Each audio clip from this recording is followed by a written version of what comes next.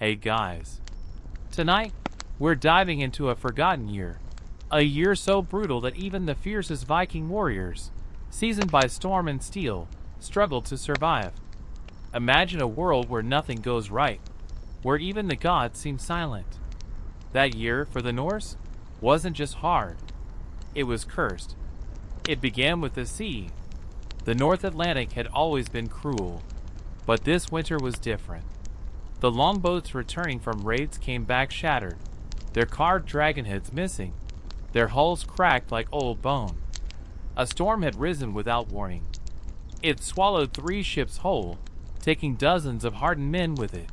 And these weren't amateurs. These were Jarl's sons and seasoned warriors, men who'd fought across the Irish coast, seen the walls of Paris, and tasted gold in their hands.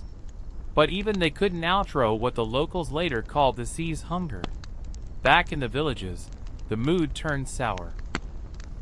In coastal settlements like Koppang and Hedeby, fishermen pulled up nets filled not with cod or herring, but strange jellyfish and dead crabs, bloated and gray. The women whispered of Ran, the sea goddess, demanding payment for blood spilled on foreign shores. The seers threw runes in the longhouse halls, and each reading came out worse than the last. A wolf, an empty cup, a broken oar. But still, life had to go on. In the long dark of January, food was always scarce. But this year, the grain bins were already low. The previous summer had brought early frosts, and the barley harvest, the core of their beer and bread, had rotted in the fields. Children gnawed on dry roots. Even the goats, usually content with dried moss and hay, bleated hungrily. Mothers began stretching meals with water and bark flour, making bitter cakes that stuck in the throat. To survive, the men turned to old methods. Hunting parties left at dawn, crunching over frozen earth into the pine forests. The hearths were quieter, the meat less plentiful. Jokes no longer echoed through the halls. Old rivalries flared up. One night, in a village near Trondheim, a game of Taffel, a Viking board game like chess, turned deadly. A drunk man accused his opponent of cheating. Words led to fists, fists to axes. By dawn, one man lay dead, and his brother had vanished into the woods, hunted by his own kin. The gods, it seemed, had turned their faces away. And yet, amid the cold and the hunger, the traditions held. In late February, the feast of Thorblad approached, a midwinter festival in honor of Thor. Even in hardship, the people believed in sacrifice. Animals that couldn't be fed were slaughtered. Blood filled the snow outside the longhouse. Inside, women roasted sheep heads and boiled sour blood pudding, while the elders told stories of giants, of Ragnarok, and of better years long past. Children sat wide-eyed as the skalds sang songs of heroes, trying to forget the ache in their bellies. But spring did not come. March was supposed to bring melting snow and thawing rivers, but the ice held fast. Trees remained bare. The fjords, usually teeming with seals by now, were empty. Birds returned to the skies, but many dropped dead, mid-flight, onto rooftops and fields. The farmers took it as a sign. Some said it was Fimbulvetr, the long winter before the world's end. And still the men planned. Even in the worst year, Viking ambition didn't die. A group of young warriors, desperate for coin and glory, decided to set sail early, against every warning. They carved a new longboat by torchlight, singing old songs to keep their spirits high. Their plan was to raid the coast of Northumbria. They packed salt fish, stale bread, and axes. The village priest, an old man with milky eyes, begged them not to go. He said he'd seen a raven with no eyes perched on the roof that morning. But they left anyway, laughing, their breath fogging in the icy air. Only one came back. He stumbled into the village 3 weeks later, barefoot and broken. His hands were frostbitten. He said nothing at first, just collapsed in front of the fire. Later, in whispers, he spoke of a storm, of the ship cracking like an egg, of being dragged onto shore by strangers, and then escaping into the woods. He never said where his comrades had fallen. Some believed him. Others thought he fled a fight, or worse, killed them himself. But none asked too many questions. The dead were dead, and that was becoming far too common. And through it all, the sky stayed gray. Day after day passed under the same blanket of low, smothering clouds. Children forgot what the sun looked like. Elders said it was like the time the volcano erupted in Iceland. Maybe the sky was still filled with ash. The rivers ran slow and thick. Ice formed inside the longhouses.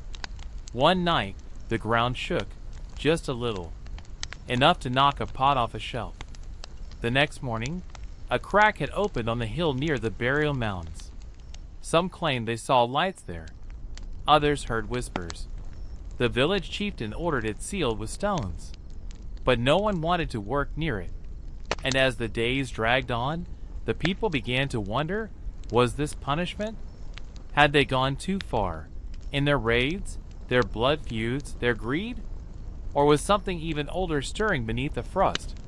The days grew longer, yes, but no warmer. The snow melted only enough to turn the paths into thick mud, clinging to boots and hooves like wet clay. Children, too weak to play, sat on thresholds and carved shapes into the dirt with sticks, while mothers watched the horizon for any sign of returning hunters or traders. But few came. The roads between villages had become dangerous, not from bandits, but from silence. By early April, rumors drifted across the fjords like smoke. Word came of a village far to the east, where every inhabitant had vanished without a trace. Their fires still burned. Bread remained in the ovens, half-cooked. Axes stood in tree trunks mid-swing. No sign of struggle. No blood. Just absence. The traders who found it turned back immediately. One said he saw a trail of footprints leading into the woods. Dozens of them. Barefoot. In the snow. Back in the larger settlements, the people clung to routine. They repaired nets, mended cloaks, sharpened blades dulled by chopping frozen wood. The forge stayed lit, though barely. Iron was harder to come by now. Some began to leave. Small families packed their belongings into carts and trudged south. Most never returned. Some were said to have settled near the Franks, where the winters were shorter and the churches were growing. Others likely fell to hunger or wolves. The forests had grown dangerous again. Travelers told of trees snapping in the still air, of paths that disappeared even when marked. One man swore he heard music coming from the roots of an old ash tree, soft and distant, like a harp played underwater. But despite the omens, some Vikings still held fast to hope. A few bold souls decided to build a second ship, larger, stronger, meant for trade, not war. The keel was laid with blessings. Runes were carved into the mast, and the figurehead was shaped like a stag for protection. Women sang as they wove the sails, their voices cracking but determined. Children smeared tar on the hull. When it was done, it gleamed in the weak sunlight, a symbol that not all was lost. They called it Frosty, after the frost giant, hoping that by naming it after what cursed them, it might earn favor instead of fury. On the day it launched, the entire village gathered. The chieftain offered a goat to the gods, its blood spilling red into the earth. The boat slid into the water smooth and clean. The crew, a mix of warriors, farmers, and even one blind skald, set off toward Gotland, where the market still buzzed, or so they hoped. No one ever heard from them again. As summer approached, it became clear the season had no intention of arriving. The sun remained cold. Crops planted in April refused to grow. The ground was sour, the rains acidic. Even hardy vegetables, turnips, onions, wild greens, withered overnight. Bees vanished. Birds stopped singing. One evening, a child pointed to the moon and asked why it looked broken. That night, an elder claimed he dreamed of Yggdrasil, the world tree, splitting in two. He died the next morning, eyes wide open. And so they adapted. They ground moss into paste, dried strips of old leather to chew. Dogs began to disappear, then cats. A new kind of silence crept into the villages, not from sorrow, but from emptiness. Fires were no longer for warmth, but for warding off whatever was creeping into their dreams. Some spoke of shadows moving behind trees, even at midday. Others whispered about hearing names, their own names, called softly from the edge of the forest. One woman, a widow, walked into the woods after sunset and never returned. Her shoes were found near the standing stones 2 days later, neatly placed side by side. And still, no one left. Whether out of pride, fear, or belief, the people stayed. They cleaned their tools. They prayed. They sang. When the mead finally ran dry, they brewed strange drinks from tree sap and crushed berries, bitter and sour, but strong enough to numb the cold in their bones. Old stories were told again, not for entertainment, but for remembrance. They spoke of Odin wandering the earth in disguise, of Thor fighting giants under a dying sun, of Hel, the goddess of the dead, growing restless. One man, a former berserker turned blacksmith, began carving strange symbols into the walls of his house. No one knew what they meant. He said the dreams told him to do it. When asked what he dreamed of, he only replied, "Ash bone, and a song I can't remember." By midsummer, the villages looked nothing like they once had. Alls were boarded shut. Smoke rose only from one chimney in 10. Children no longer laughed. Men sharpened blades, but had no use for them. And above it all, the sky remained blank. Not stormy, not bright, just a dull, endless gray. The worst year was not yet over, and they could all feel it.by the time the sun hung low over the horizon in June, its light barely warm enough to stir the grasses. The hardest questions began to pass from whispered fears into spoken truths. No longer did the elders ask what could be done to appease the gods. Instead, they asked what remained to be done at all. In one settlement near the coast, a group of old men gathered in the remnants of the chieftain's hall. The once proud building now leaned crookedly to the north, its beams warped from frost and time. They sat in silence, passing a cracked horn of briny ale between them, the brew thin and sharp with fermented roots. One of them spoke of burning the sacred grove, a desperate offering to Odin. Another suggested returning to the old rites, the ones banned generations ago, the rites performed in caves, far from the eyes of priests. No one disagreed. That alone was new. Across the valley, in a smaller village, the people turned instead to isolation. Families sealed their homes from the inside. Doors were barred. Windows were stuffed with wool and wax. No visitors were welcomed, even from nearby. It wasn't fear of disease that drove them, not yet, but something quieter. A belief that something unseen had entered the land, something that fed not on flesh, but on despair. They didn't speak of it, not directly, but it lingered in every silence, like the weight of snow on a rooftop. And then came the fire. It began in the forest, miles from any path. No lightning, no sun. Just a sudden wall of flame roaring through the evergreens. At first, it was a miracle. Smoke rose into the sky, dark and thick, and for the first time in months, the clouds parted. The sun broke through, golden, sharp, and terrible. The people stepped outside, blinking into the light, hopeful. For a brief hour, the sky turned blue again. But then the ash came. It felt like black snow, covering roofs and fields. The animals panicked. Chickens ran in circles, goats rammed doors. Horses bucked until their eyes bled. The smoke drifted across the fjord, choking the air. Children coughed until their lungs ached. The rivers turned murky. For 2 days, the sky glowed red at the horizon. One man claimed he saw a face in the fire, tall, feminine, with eyes of flame and hair of smoke. He said it sang to him in a language he didn't know. When he woke the next morning, his beard had turned white. After that, the forest was silent. Not even the wind passed through the burnt trees. No animals returned. The hunters who ventured and came back pale and silent, their arrows unused. One said he found a circle of stones with fresh blood in the center. No footprints, no signs of life. Just blood and the hum of something too low to be heard, but too loud to be ignored. Still, the summer solstice arrived. Even in this cursed year, time kept marching. The longest day of the year, when the sun barely sets in the north, was once a celebration. Fires were lit, songs sung, meat poured. But not now. In the largest settlement of the region, only 3 torches were raised. The chieftain stood alone beside them, wrapped in a bearskin, and offered no speech. The people watched in silence. When the flames died, no one stayed to relight them.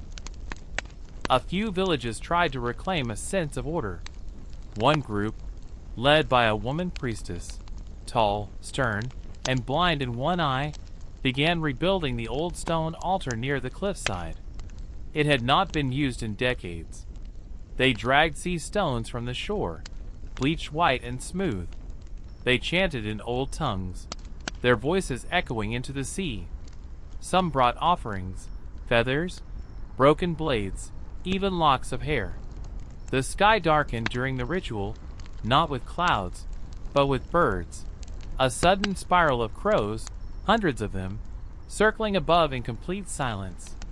Then they vanished, as quickly as they came. No one spoke during their descent back into the village. Even the dogs walked behind them quietly. By July, the signs could no longer be dismissed. Crops died before sprouting. Wells turned sour. Cattle miscarried. In the village of Storvik, a mass of fish washed up on the riverbank, eyes wide, mouths open, gills scarred with strange black veins. The healer there, an elderly man with a silver arm ring and a raven tattooed on his chest, burned the fish and refused to explain why. When pressed, he simply said, "They weren't ours." Then came the fever. It struck without pattern old men, young girls, warriors, infants. It began with shaking, then sweating. Then the voice would go, and then the mind. Some wandered into the forest naked. Others tore at their faces until they bled. One man tried to boil his own sword, claiming it would melt the curse inside him. The healers could do nothing. The fever didn't spread like disease. It chose, like a god. And once it chose, there was no bargaining. That month, 6 longhouses were burned to the ground, not by the sick, but by their families. A mercy, some said. A necessity, said others. But in all the horror, one strange truth remained. No matter how bad things became, the people refused to abandon their gods. At night, prayers were whispered through the cracks in the walls. Old songs, once sung for joy, were now a chance of survival. Children were named after heroes who had died centuries ago. Small offerings, feathers, bones, bits of bread, were left at crossroads. In one case, a baby's tooth was buried under a tree that hadn't bloomed in years. The next day, a single white flower appeared on its branch. Was it a sign? No one could say. And yet, hope, strange, stubborn, and whispering, clung to the people like frost on bark. They had lost their crops, their warmth, their sunlight, their friends and kin. But they had not lost the fire inside their bones. The fire that told them, endure, survive, wait, because if this was the worst year the gods could give, perhaps next year would be the one to rebuild. By early August, the land was still in Finn, like an old man's breath. Even the insects were quiet now. No buzzing near the fields. No mosquitoes dancing in the humid dusk. The ponds lay glassy and unmoving, reflecting the sky with such clarity it made children frightened to look too long, as if something behind the clouds was watching back. Villages that once rang with the clang of iron and laughter now stood in a permanent hush. The smithy in one northern settlement had been abandoned mid-work. A half-forged sword still rested on the anvil, rust beginning to creep across its surface. No one knew where the smith had gone. His wife said he'd been speaking in his sleep for weeks, in a voice not his own. And yet, life limped on. Small bands of men still ventured into the woods, gathering firewood, trapping rabbits, or simply trying to feel useful. They avoided the groves where strange mushrooms grew in perfect circles. One man stepped inside such a ring, just to prove the old stories false. He didn't return.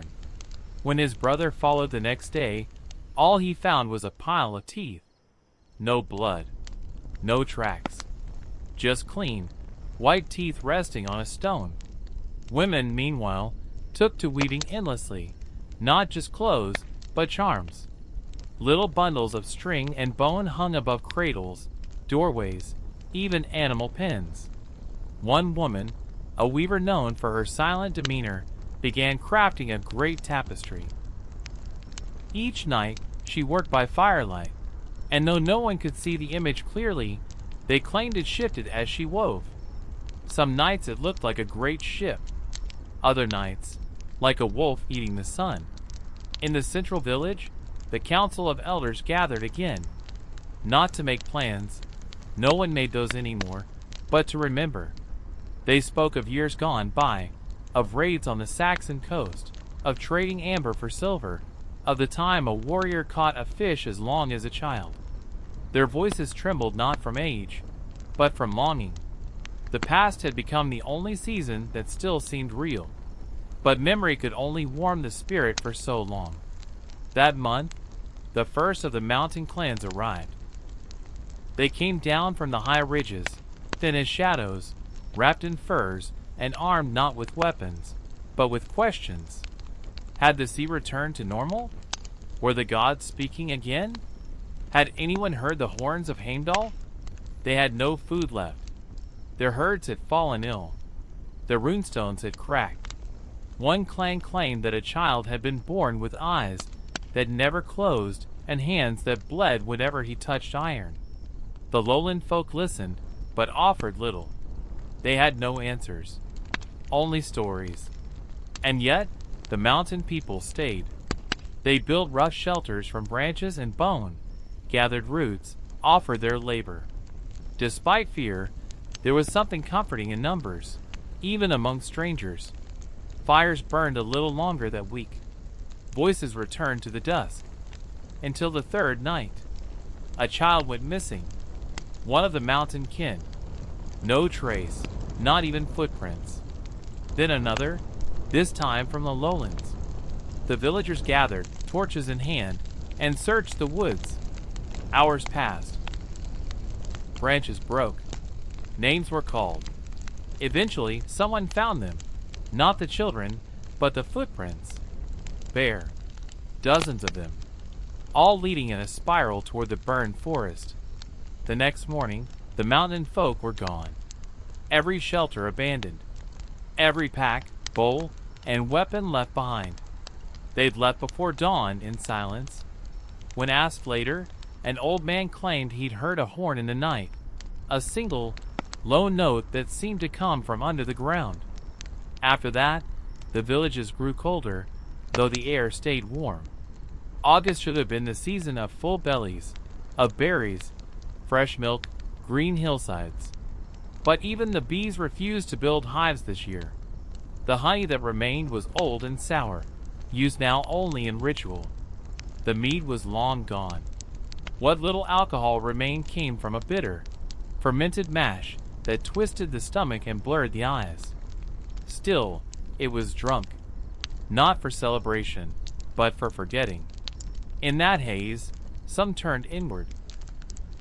A few men shaved their heads and began to chant daily by the riverside. No one recognized the words. They claimed visions of ravens carrying sons, of women with antlers and golden spears, of trees that bled fire. One man, a quiet farmer who had never sailed, built a tiny boat from reeds and let it drift into the fjord, carrying a doll made of sticks, with coins for eyes. He followed it into the water, and was never seen again. But it wasn't all madness. In the western fjord, a woman known as Brynhild, a midwife and herb keeper, declared she'd seen signs of a change. A deer born alive, a rabbit giving birth to a healthy litter, a small sprout, green and strong, rising beside a crumbling fence. These were tiny things, yes, but after months of rot and silence, they felt sacred. Brynhild began gathering people, quietly, without speeches, just those who still believed. They started to rebuild the old shrine near the rocks, where the sea foam struck hardest. They painted the stones with crushed berries, scattered salt, sang to the tides. Not the old songs of war, but soft melodies, lullabies and harvest tunes. Some mocked her. Others joined her. One night, during one of her gatherings, a thin white bird landed on the shrine. It stayed until sunrise. When it flew away, it dropped a single feather, longer than a hand, gleaming like polished bone. No one dared touch it, but they began to hope again. Not loudly, not with smiles or laughter, but in the way people began fixing their homes instead of just sealing them. In the way children started naming their carved wooden toys. In the way someone lit a candle and left it at the edge of the forest, not in fear, but as an invitation.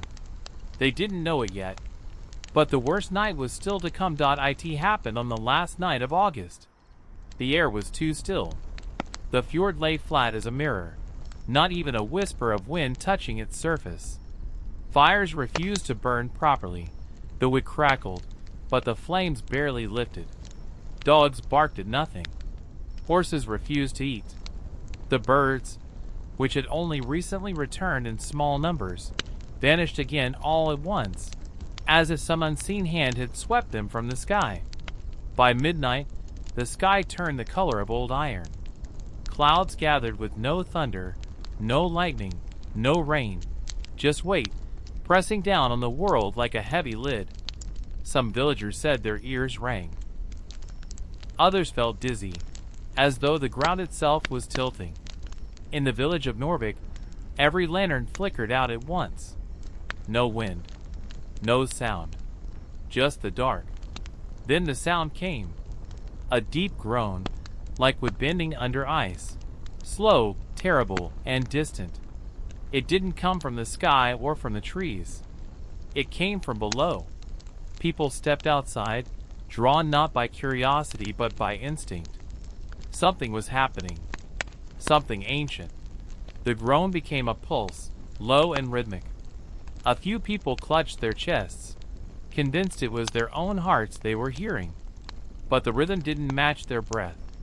It beat slower, deeper, older. And then came the scream.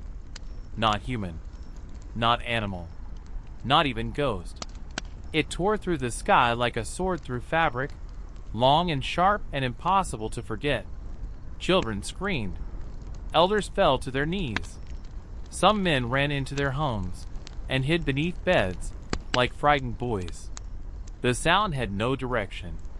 It came from everywhere. From the fjord, the hills, the earth itself.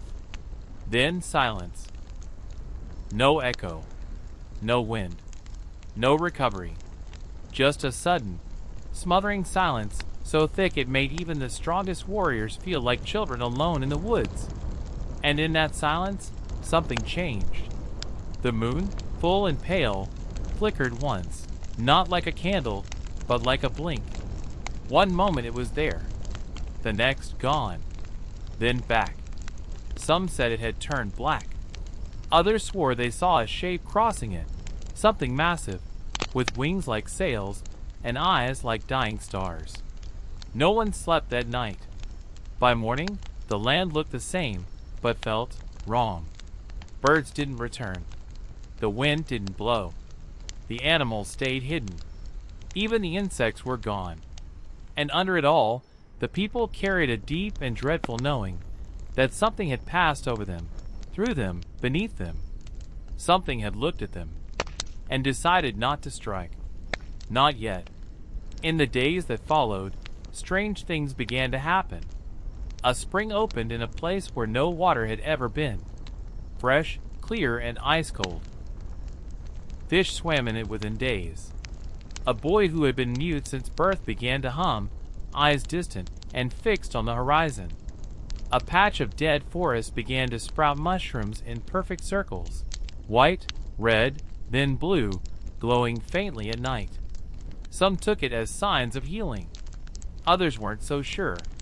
In the eastern hills, a hunter found a cave that hadn't been there before. Its entrance was shaped like a mouth, the stone smooth and damp. He stepped inside, rope tied around his waist, torch in hand. He returned an hour later, aged beyond recognition. His hair had gone white. His eyes refused to meet anyone's. He spoke only one word before dying in his sleep that night. "Below!" Despite all this, or perhaps because of it, the people clung even harder to their routines. They sharpened tools, mended cloaks, pickled roots and mushrooms. They whispered prayers to gods who hadn't answered in months. They held fast to rituals, even as the world twisted around them. Better to act normal, they believed. Better to pretend nothing had changed. But change was everywhere. The stars no longer followed their old paths. A few stargazers, old sailors mostly, and one quiet boy who liked to draw maps in the dirt, noticed it first. One constellation had shifted slightly. Another had disappeared. And a new one, faint and jagged like a wound in the night sky, had appeared near the moon. No one could explain it. And perhaps, more troubling, no one tried. The people were tired of asking questions that didn't have answers. As September approached, the wind returned, thin and cold, like a stranger knocking on the door with bare knuckles. Trees began to lose their leaves early. The ground, though untouched by frost, grew hard and unfriendly. Roots didn't want to grow in it. Water pooled strangely in shallow dents, as if the earth was slowly turning to stone. And still, they remained. These were Vikings, after all. Not just warriors, but farmers, builders, lovers, believers.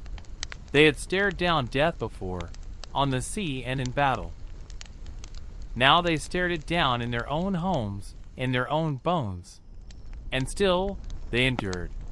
One evening, a child stood in the center of a village square and began to speak in perfect, measured voice. His family claimed he hadn't yet learned more than a dozen words. But that night, he recited a full poem, long, slow, ancient. The village priest said it was an invocation from a dead dialect, spoken in the days before even the old sagas. The boy finished, sat down, and never spoke again. Another time, a woman gave birth to twins, one living, one still. The living child bore a small mark on her chest, shaped like a spiral. The village midwife touched it once and began to cry. No one knew why. That night, wolves howled across the hills. Hundreds of them. But they never came near. And still, amid the quiet terror, hope did not vanish. It bent. It cracked. But it never broke. Because some things, love, stubbornness, the need to protect your own, can't be taken, even by the worst of years. And the Vikings, for all their flaws, knew how to outwait even the darkest storm.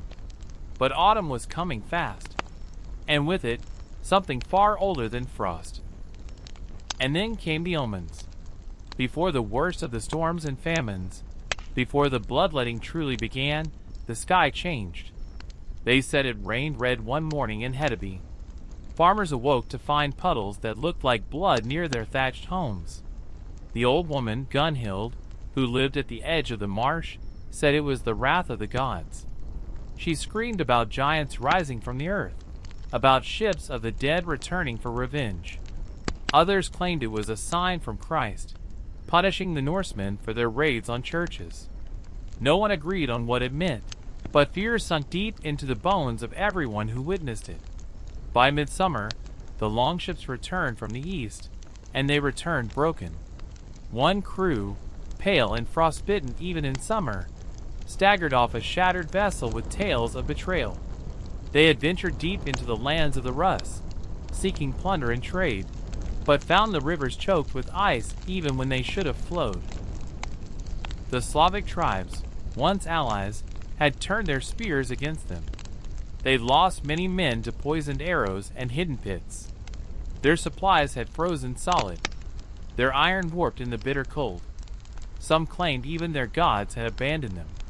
But that was not the worst tale that traveled with the eastbound sailors. One survivor, a thin and hollow-eyed man named Snor, swore that he saw a man boiled alive in a copper pot by the chieftain of a forest tribe. Another described hearing drums at night, and voices chanting in tongues older than the Aesir. He claimed they walked past a tree hung with heads, each one whispering when the wind blew. These were the stories that spread like fire in dry hay. And while the east burned with failed raids and shattered dreams, the west offered no comfort.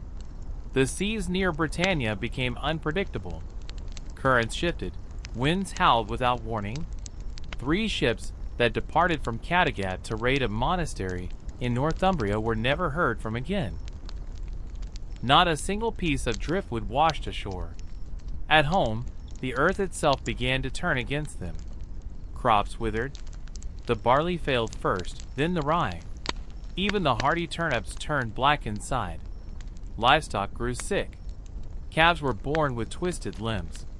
Chickens laid no eggs, and when they did, the yolks were bloody. People began to whisper about curses and witches. There was talk of a woman from the North Hills who walked without shadow and made milk curdle by simply glancing at it. In a small village near Trondheim, a family of 6 starved to death while sitting upright around their fire pit. They left a note scratched into wood that simply read, "The meat is gone. The cold comes again." That became a sort of refrain, something whispered under breath when the wind blew wrong. And yet, somehow, they endured. Not through hope or faith, through grit, through the raw, stubborn refusal to die. They began to eat things they had once laughed at. Tree bark, moss, dogs, rats. Even their own leather boots were boiled to make soup. It tasted like ash and salt, but it filled the belly. There were fights over dried fish skins. Whole families vanished from villages, leaving behind only empty houses and claw marks near the doorways. Some said they had fled south. Others said they had been taken. During this time, stories became more than stories. They became fuel for the imagination. At night, around fire pits that barely held flame, people whispered tales to distract themselves from the hunger clawing at their insides. They spoke of Ulf the Wanderer, who sailed off the edge of the world and returned with fire that could not be extinguished. Of Runa, the shield maiden who walked barefoot through snow and never left prints. Of the ice dragon of the far north, whose breath turned warriors to glass. These tales weren't meant to be believed. They were meant to help people survive. A mind full of stories had less room for pain. But while stories warmed their spirits, the reality outside remained brutal. And the worst was still to come. There were whispers that winter would arrive early, that it would last not months but years. A man from the south, wearing tattered robes and carrying bones in a sack, came to several villages claiming the sun itself had begun to die. And though many laughed at him, secretly, they watched the sky more closely. And they began to notice it was darker. Just slightly, but enough. Enough to know something had changed. As the last warmth of autumn faded from the northern skies, The fjords that once reflected golden sunlight now turned a deep steel gray. The air thickened with silence, save for the rustle of dying leaves and the moan of wind pushing through the longhouses. Winter had not yet arrived at its full brutality, but the signs were undeniable. And for the Vikings of 536 AD, this breath before the cold was not a time of rest. It was a final, desperate effort to prepare for what they feared would be yet another year of hardship and hunger. The livestock had already begun to show signs of weakness. Cattle that had once roamed the hillsides now moved sluggishly, their ribs pushing through thinning hides. Chickens had stopped laying. The goats, normally noisy and playful, had grown quiet, their eyes dull. Without enough grain, the villagers were forced to feed the animals scraps of moss, bark, and sometimes even boiled seaweed. It barely kept them alive. And the people knew, if the animals died before the thaw, there would be no meat, no milk, no hides, and no chance of recovery. Inside the homes, the atmosphere was thick with the scent of damp wood and smoke. The hearths burned constantly, devouring precious stores of fuel. The children, wrapped in furs, barely spoke anymore, their once playful voices now replaced by hoarse coughing and long silences. Elders stared at the fire with hollow eyes, whispering old prayers to gods who hadn't answered in years. And yet, life had to continue. The men split their days between repairing their homes, hunting along the frozen coasts, and preparing traps deep in the forest. Each outing was a gamble. Some came back with a rabbit or a fox. Others returned empty-handed, or not at all. One day, a boy barely 14 came stumbling into the village, dragging behind him the broken body of his father, mauled by a starving bear. The village fell into silence as the boy spoke of the beast, ribs jutting out, eyes wild, for hanging in tatters. Even predators, it seemed, had been driven mad by hunger. In the evenings, when the work was done, the villagers gathered not to celebrate, but to remember. The old skald, whose voice once rang clear in celebration of battles and gods, now sang in hushed tones. His songs were softer now, laments for sons who had gone to sea and never returned, for fields that had withered before harvest, for a sun that refused to shine. The children listened, eyes wide, trying to memorize the stories, tales that had once been myths but now felt like warnings. Women mended what little clothing remained, often reusing old fabrics, sometimes even weaving in pieces of fur from dead animals. Needles made of bone moved carefully through hide and wool, crafting tunics and mittens that might just be enough to survive the coming frost. Every stitch was a prayer, every patch of cloth a thread between life and death. But even in this time of dread, not all was bleak. A small group of children began carving small figures out of driftwood, tiny warriors, ships, and animals. They played by candlelight, arranging the figures in imaginary battles and great feasts. The adults let them. They needed something, anything, to remind them that joy had not completely vanished from the earth. One woman, seeing the children play, whispered to herself, "They make gods of driftwood now." Meanwhile, whispers spread of strange lights in the sky, auroras that twisted in unnatural colors, sometimes red, sometimes green, other times pale white. The villagers saw them as omens, messages from the gods. Some believed they were warnings. Others, hopeful despite everything, saw them as signs of change. The skald said they were the breath of old giants, shaking the sky with dreams of a world before the sun had died. And as the first frost coated the edges of the fjord and the icy fingers of winter crept under every door and cloak, the Vikings looked out over their land with a quiet resolve. They didn't know if they would survive another season, but they would try. They had no choice. Because even in the darkest years, the story of their people had not yet ended. With September's arrival, the shadows grew longer and deeper. The sun's weak light filtered through heavy clouds, barely warming the frozen earth beneath. Nights stretched endlessly, swallowing the hours once filled with labor and laughter. The villagers felt the creeping chill not only in their bones, but in their very souls. The forest, once alive with the chatter of birds and rustling leaves, was now a silent tomb. Hunters returning from the woods spoke of eerie quiet, as if the trees themselves held their breath. Tracks in the snow were rare and unfamiliar. Some thought they belonged to beasts long thought extinct, while others feared spirits that walked the frozen land. Inside the longhouses, the firelight flickered against carved wooden walls, illuminating faces drawn tight with worry. Meals became sparse. Broth made from dried roots, scraps of salted fish, and the occasional morsel of preserved meat that seemed more memory than sustenance. Children's eyes, once bright with curiosity, now gazed blankly as if haunted by unseen fears. Amidst the bleakness, strange phenomena began to unsettle even the most stoic.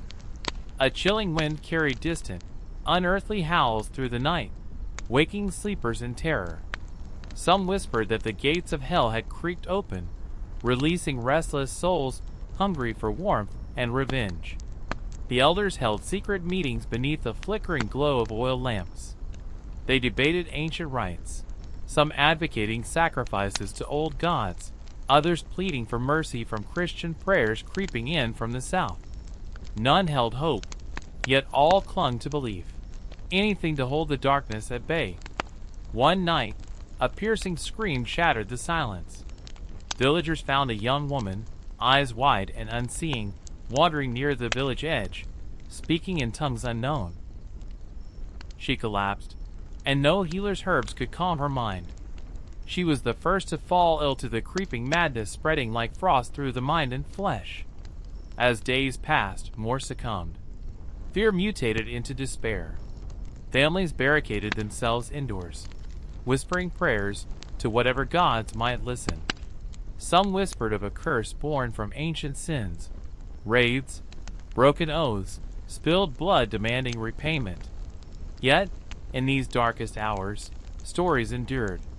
Around smoldering embers, the skalds told of heroes who survived endless winters, and foes greater than frost and famine.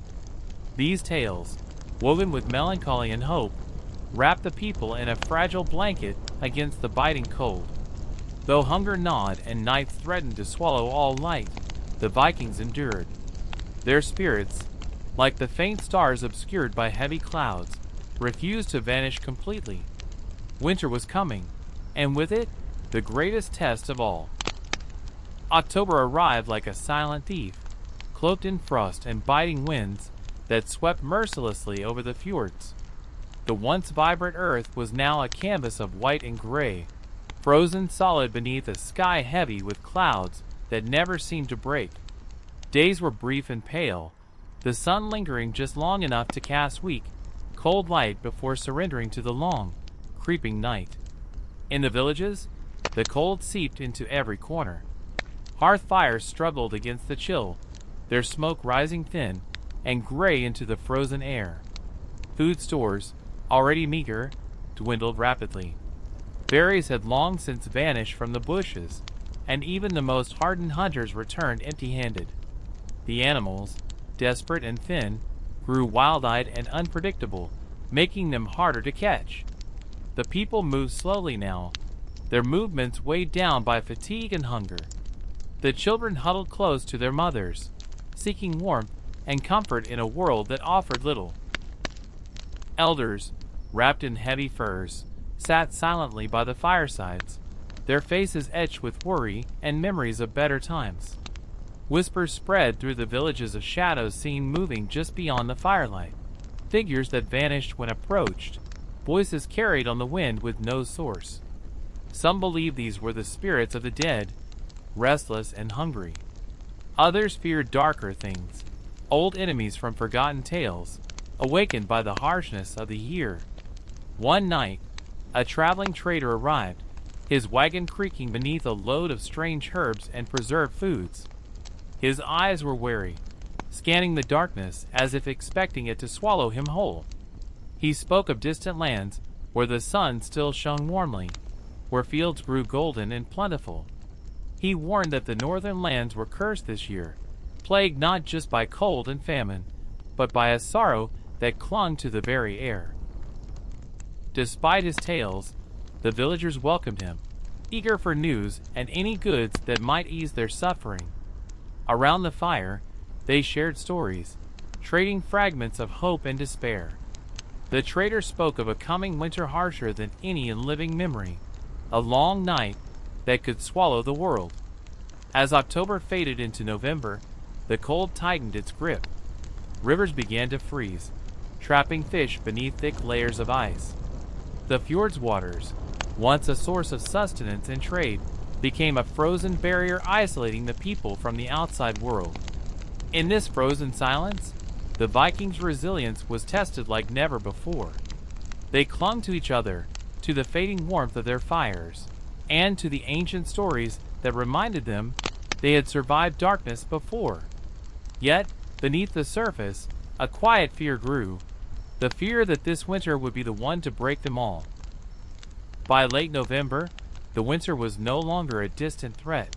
It had arrived in full, ruthless force. The land lay buried beneath heavy blankets of snow and ice. The winds howled through the valleys like restless spirits, shaking the timbers of even the sturdiest longhouses. Night swallowed day almost entirely, leaving the Vikings to live in a twilight world of cold shadows. Food had become the most precious treasure. What little grain remained was rationed carefully. Dried fish was shared sparingly. Moss and bark, once a last resort, now filled stomachs empty of anything else. The cattle were gone, their bones picked clean by scavengers or sold off to desperate traders. Chickens no longer clucked, and the goats' mournful bleats echoed through the silent hills. Starvation stalked the villages like a ghost. Families huddled together, wrapping fragile bodies in layers of fur and cloth, trying to keep warmth where there was little to be found. Children's laughter was all but silenced, replaced by coughs and quiet sobs. Mothers whispered prayers under their breath, begging the gods for mercy. But hunger was not the only terror this winter brought. Strange sightings began to unsettle even the most hardened warriors. Travelers spoke of pale figures moving just beyond sight, gaunt and silent, with eyes like hollow pits. At night, the wolves' howls changed, becoming eerie and unnatural, sometimes answered by voices no human should hear. Fires seemed dimmer, shadows longer, as if the darkness itself was alive and creeping closer. One night, in the village of Skjoldheim, a man vanished. The next morning, his frozen footprints led to the edge of the forest and then abruptly stopped. His hut was found empty, the hearth cold, his tools neatly arranged as if he had never left. Villagers searched for days, but found no trace. Whispers spread that he had been taken by the Hunger Walker, a spirit said to haunt those on the brink of despair, feeding on the living to survive the cold. Despite growing fear, the people refused to abandon their homes. Some believed that to flee was to invite death. Others simply had nowhere else to go.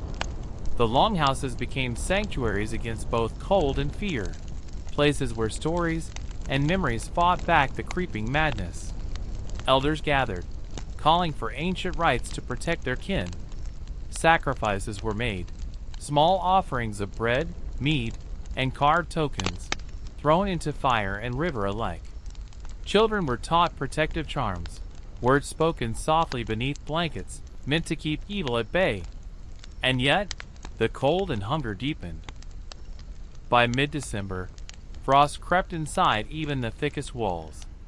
Windows were shuttered tightly, and smoke barely rose from chimneys.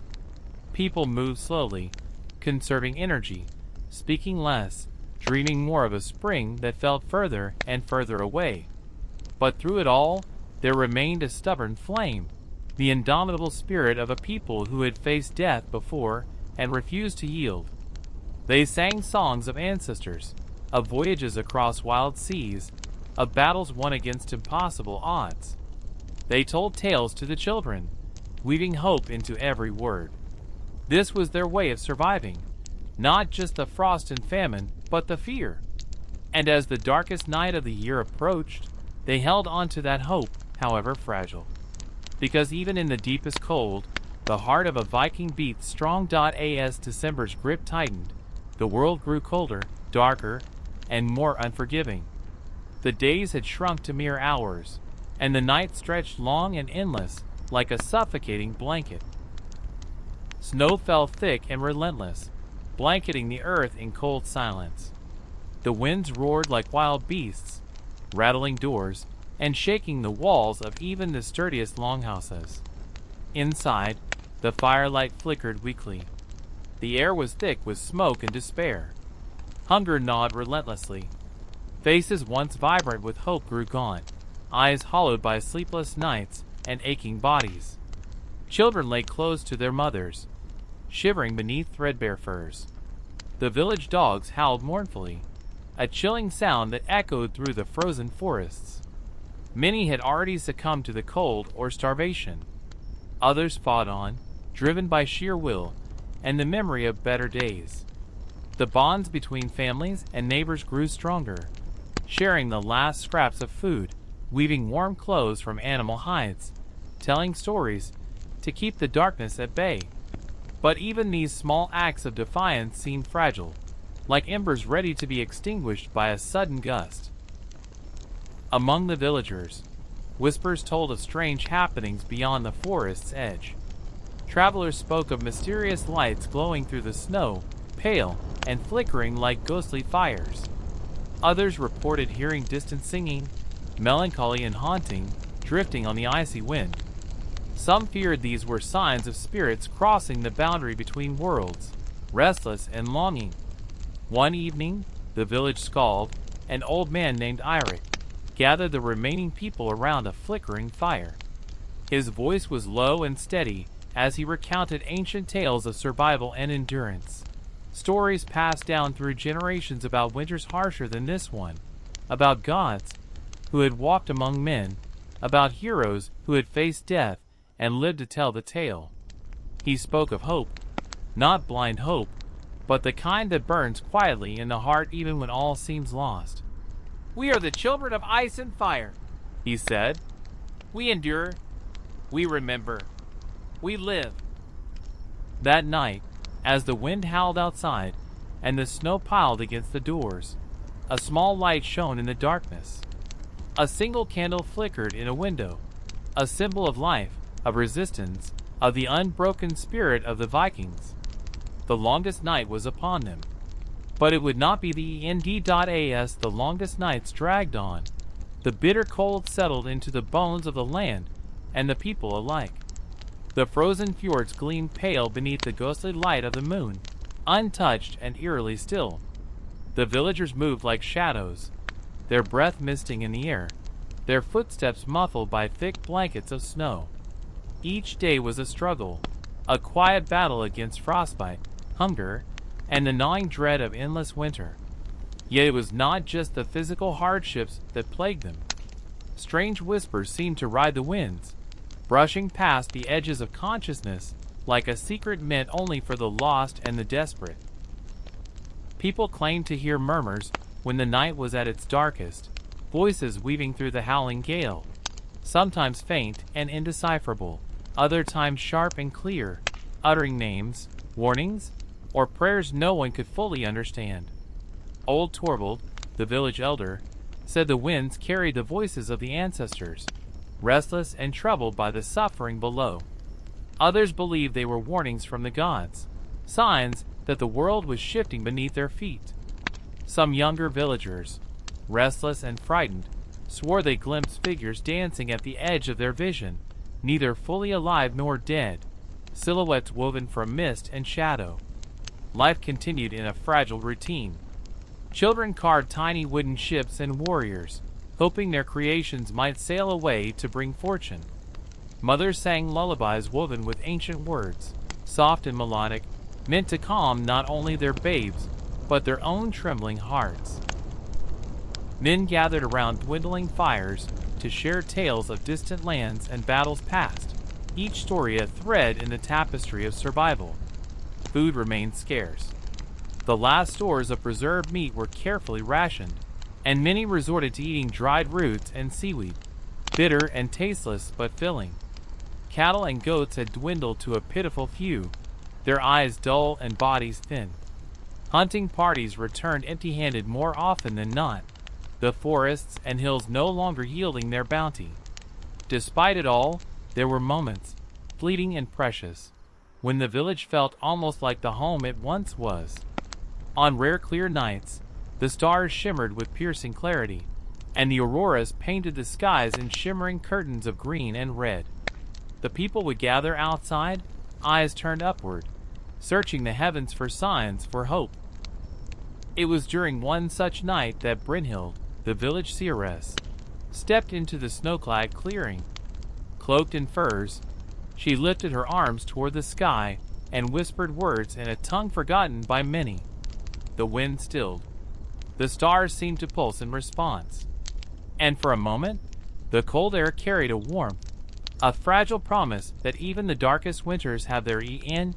As the unforgiving winter deepened, the frozen world around the Viking settlements grew both more hostile and more mysterious. Ice glazed over rivers and fjords in thick sheets, cracking with sudden groans like the earth itself was speaking in a language no one could understand. Travelers who dared venture far spoke of strange formations, towering pillars of ice shaped like ancient runes, shimmering under the moonlight with an eerie glow. Some claimed these icy monuments were messages from the gods, warnings etched by frost to guide or to curse.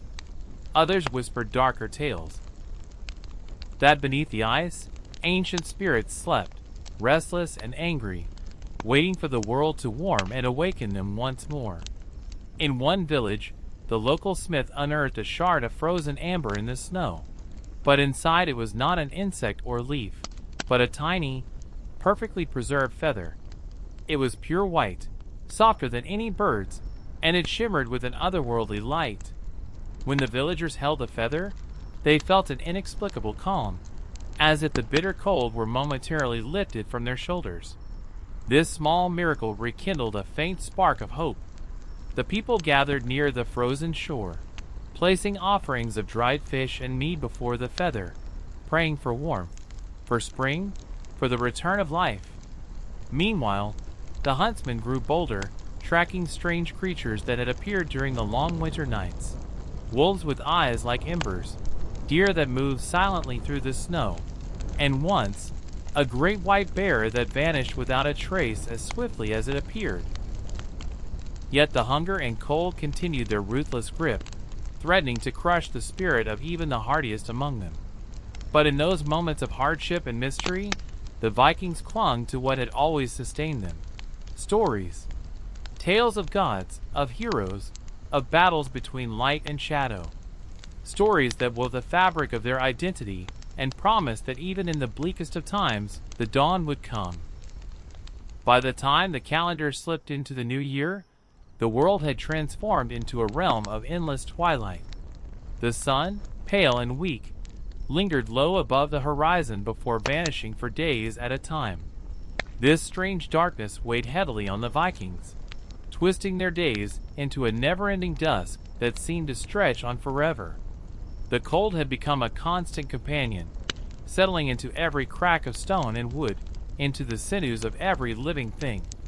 Breath hung frozen in the air like ghosts. Even the fiercest warriors moved slower, their energy sapped by the relentless winter. Despite the hardships, the communities refused to crumble. They gathered close within the walls of their longhouses, sharing what little warmth and food remained. Hearth fires glowed low but steady, casting dancing shadows on carved wooden beams. In these gatherings, tales were told and retold. Of gods who had hidden the sun in anger, of battles between light and shadow, and of heroes destined to bring back the dawn. One night, during a gathering in a small coastal village, a young woman named Sigrun spoke softly of a vision she had seen in her dreams. She described a journey through endless darkness to a great fire that burned beyond the mountains. There, she said, a light was waiting to be rekindled, a light that would melt the ice and awaken the earth. Her words stirred something deep within the people. Some dismissed it as mere dream talk, but many listened with growing hope. Outside, the world remained silent and frozen. Yet beneath the ice, life struggled to hold on. And somewhere in the distance, beyond the frost-covered hills and frozen fjords, the first hints of change began to stir. As winter's grip slowly loosened, subtle changes began to ripple through the frozen land. The ice along the fjord's edge thinned, cracking softly with the gentle push of hidden currents beneath. Snow softened in places, revealing patches of dark earth yearning for the sun's return. The brittle silence of months began to break with a delicate chorus of dripping water and distant bird calls. In the villages, hope stirred like a fragile flame. Children ventured outside, their faces lifted to the pale light filtering through gray clouds. Farmers peered cautiously at the thawing soil, fingers brushing against the earth, feeling its cold pulse, a promise of life yet to come. Amid the cold mud near the riverbanks, the first green shoots emerged, tender, trembling blades breaking free from winter's hold. The villagers celebrated these tiny miracles quietly, aware that many winters could still come and go before the land would fully awaken. The air grew filled with the scent of wet wood and melting snow. The fires in the longhouses burned brighter, fueled not just by wood but by renewed spirits. Songs returned to the hearths, soft and tentative, carrying the voices of those who had endured the darkest nights. Hunters reported more frequent sightings of animals emerging from their long slumbers. A pair of deer grazed at the forest's edge, their breath visible in the cool morning air. Wolves howled at night, not with hunger, but with the wild song of returning life. But the scars of the harsh year lingered. Many homes remained empty, abandoned by those who had perished or fled. Fields lay fallow where seeds had failed to take root. And in the hearts of the survivors, a deep weariness remained, a knowledge that the earth could turn cruel without warning.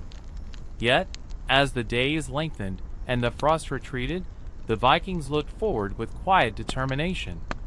They would plant new crops, rebuild broken homes, and gather stories to carry them through whatever trials still awaited. Because even after the longest, coldest winters, life always finds a way. With the first thaw came not just the melting snow, but a fragile rebirth. The frozen earth, scarred and battered, began to soften beneath cautious feet. Streams, once trapped beneath ice, sang again with clear, rushing water that sparkled beneath timid sunlight. The forest stirred, branches that had stood bare and brittle now budded with tentative green, and the air filled with a sweet scent of pine and damp earth. Villages that had been silent for months awakened as survivors returned or rebuilt what they could. Longhouses that had stood empty now echoed with the low murmur of life, the soft laughter of children, the rhythmic clatter of tools, the gentle hum of voices planning for the future. Farmers prepared their fields, breaking through the frozen crust to plant seeds that carried hopes heavier than their weight.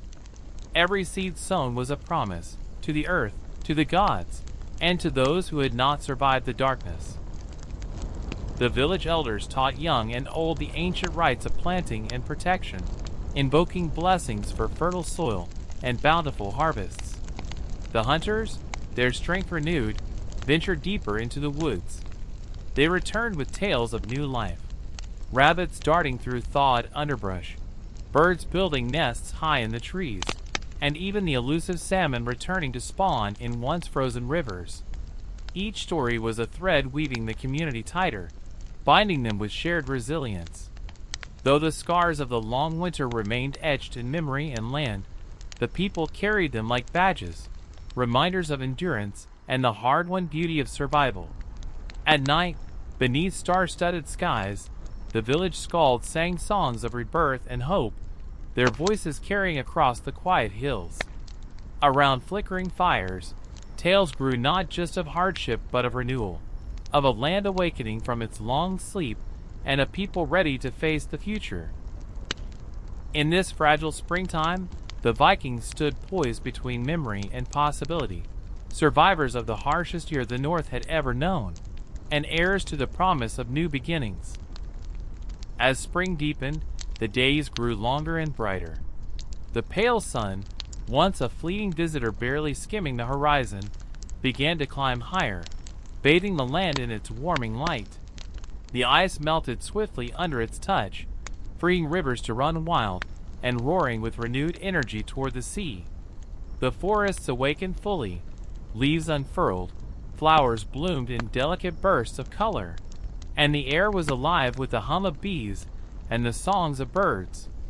Villagers embraced the season with a mixture of awe and relief. After months of darkness and cold, life itself seemed to surge around them with a fierce urgency. Children ran barefoot through muddy fields, their laughter ringing like bells. Farmers worked tirelessly, planting grain and tending animals, their faces flushed with hope and determination. Communities gathered for festivals to honor the sun's return and the gods who had guided them through the darkest times. Fires blazed high, and songs filled the night, weaving stories of survival, courage, and renewal. Even those who had lost loved ones found solace in shared celebration, their grief mingling with gratitude. Yet, beneath the joy, the memory of the brutal winter lingered. Fields that had once been fertile lay fallow in places, and many homes remained ruined or abandoned. The scars on the land and in the hearts of the people were deep, a stark reminder of nature's power and unpredictability. But the Vikings were not a people to dwell in despair. They rebuilt with fierce resolve, learning from the harsh year that had tested them.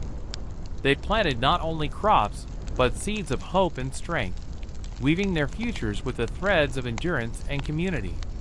As the sun climbed ever higher, casting long shadows over the thawing earth, the people looked forward to voyages across wild seas, to new lands to explore and settle, and to stories yet unwritten.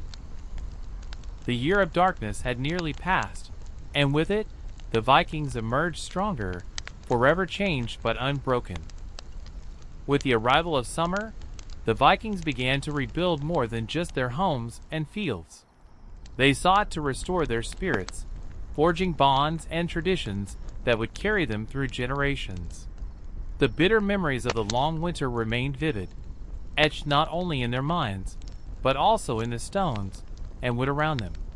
Across the villages, men and women gathered to carve runes, symbols of protection, strength, and remembrance, into standing stones and doorways. These markings were more than decoration. They were prayers made visible, hopes solidified in the enduring material of the earth. Some stones told tales of lost kin, others celebrated survival and the return of life. In the great hall of the chieftain, gatherings buzzed with plans for the future. Elders shared wisdom gleaned from the harsh season, advising the young on preparation, resilience, and respect for the land. The people spoke openly of fear and grief, but also of triumph and unity. Stories flowed freely. Stories that reminded all that the strength of the Viking lay not only in battle, but in endurance and community. Across the northern seas, ships were repaired and built anew, ready to sail toward fresh horizons. The harsh winter had grounded many, but it also forged a new determination to explore and conquer challenges beyond their homeland. The open ocean beckoned with promises of wealth, adventure, and escape from the shadows of the past. Festivals honoring the gods, who had guided them through darkness, took on renewed vigor. Feasts were shared with laughter and song, and offerings were made to ensure future prosperity. Even the children, once pale and weak, now danced with joy beneath the long days of sunlight. Yet the scars of that darkest year remained a quiet presence. The stories of hunger, cold, and strange whispers passed from elders to children, ensuring that the lessons carved in stone would never be forgotten. For in the memory of hardship lay the seed of strength, and in strength, the hope of a brighter tomorrow. Though the sun shone brightly and the earth blossomed once more, The shadows of the harsh year lingered in unexpected ways. The villages, while bustling with new life, carried an undercurrent of unease. The tales of the long winter, the hunger, and the strange voices in the wind were not merely memories, but warnings etched deeply into the hearts of the people. Many who had survived found themselves haunted by nightmares, visions of endless cold, spectral figures, and voices whispering through the night. Some began to see things others could not. Shapes moving just beyond the firelight, eyes gleaming from dark corners. Mothers whispered of restless children who spoke in tongues during sleep, uttering names unknown to any living soul. The skalds wove these fears into their songs, turning them into stories of caution and respect for forces beyond mortal control. The old gods were said to be watching, their patience worn thin by human arrogance. The Christian faith, slowly spreading through the north, also took root among many, offering prayers and rituals to guard against evil and misfortune. The chieftains grew wary, calling for vigilance and unity. Scouts were sent beyond the usual hunting grounds, watching for signs of unusual activity in the forests and hills. Warriors sharpened their blades, not only for distant battles, but for protection at home. Yet, despite the lingering dread, life marched on. New children were born, laughter returned to the halls, and the rhythms of daily life resumed. The Vikings had faced darkness before, and while scars remained, their spirit endured. They learned that survival was not just about enduring the cold or the hunger, but about facing the unseen shadows within and without, and standing together against whatever the future might hold. As seasons turned, the Viking world continued its slow healing, yet beneath the surface, currents of change began to stir. The harsh year had altered not only the land and its people, but the very course of their history. New alliances were forged, old rivalries softened by shared hardship, and a cautious optimism took root. Trade routes reopened, bringing exotic goods and tales from distant lands. The longships, repaired and strengthened, set sail once more, not just for raids, but for exploration and commerce. The Vikings' eyes turned outward, curious and eager, fueled by a renewed hunger for adventure beyond survival. Within the villages, innovations took hold. Improved farming techniques were shared to better withstand future hardships. Community gatherings grew in importance, weaving tighter social bonds that would prove essential in times yet to come. Spiritual life evolved too. The mingling of Old Norse beliefs with Christian practices created a complex tapestry of faith and ritual. Temples and churches stood side by side, symbols of a world in transition, where tradition met change. Children, born after the darkest winter, grew strong and curious, their futures no longer shadowed by fear. They learned the stories of survival, not just as tales of sorrow, but as legends of resilience and hope. And though the memory of that most difficult year remained, it became a cornerstone, a testament to the endurance of a people who refused to be broken. The winds of change whispered through the fjords, carrying with them the promise of new beginnings and the unyielding spirit of the Vikings. The hardest year had passed, yet its echoes shaped the Vikings' future like the grooves carved by relentless waves on ancient stone. They emerged from the shadowed valley of famine and frost not just as survivors, but as a people transformed. The bitter cold had tested their bodies, the hunger had challenged their will, and the darkness had threatened their very souls. Yet through it all, their spirit had endured, fierce and unyielding.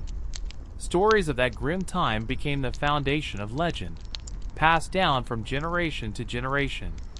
Around blazing fires in longhouses, skalds recounted tales of courage and sacrifice, of families clinging together amid snow and storm, of strange lights in the sky and whispers on the wind.